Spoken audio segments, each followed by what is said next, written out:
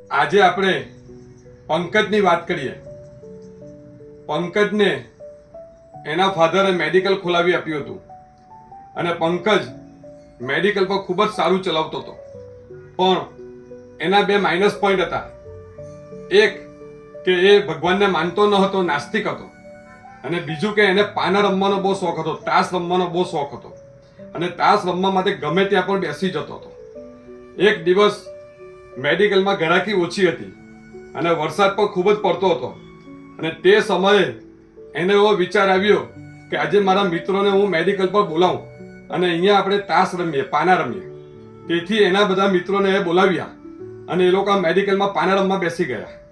તે સમયે એક નાનો છોકરો, નાનું બાળક, એની મમ્મીને ખાંસી ખૂબ જ આવતી હતી. તેથી એ બાળક મેડિકલમાં આવ્યો અને મેડિકલમાં પંકજને વાત કરી કે મારી મમ્મીને ખૂબ જ ખાંસી આવે છે, તેથી તમે એના માટે મને કોઈ પણ એક સિરપ આપો. તેથી પંકજે તાશ રમવામાં એટલો બધો મશગુલ હતો, તેથી પંકજે જોયા વગર એને એક સિરપની બોટલ આપી દીધી અને ત્યાર પછી પાછો પંકજ તાશ રમવા માટે બેસી ગયો. થોડા સમય પછી એને વિચાર આવ્યો કે મેં આ બાળકને કઈ દવા આપી છે તે મને જોવા દે.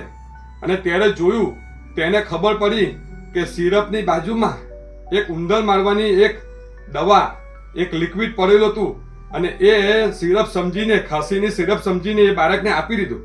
તેથી એને ખૂબ જ પસ્તાવો થયો અને ફટાફટ એને કશું સમજ ના પડતી હતી. તે સમયે એના પપ્પાએ એને એક વાક્ય કહ્યું હતું કે બેટા, જ્યારે પણ તારી પર કઈ સંકટ આવે અને તે સમયે તારે ભગવાનનું નામ લેવાનું.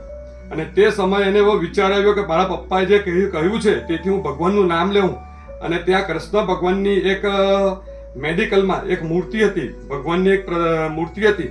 ત્યાં એને પછી ભગવાન સામે પગે લાગીને કહ્યું કે ભગવાન, મેં ભૂલમાં જે સિરપની જગ્યાએ ઉંદરની જે દવા આપી દીધી છે અને એ જો બેન જો પીશે તો એનું મૃત્યુ થશે. તેથી ભગવાન, મને આ સંકટમાંથી તમે ગમે તેમ કરીને બહાર કાઢો.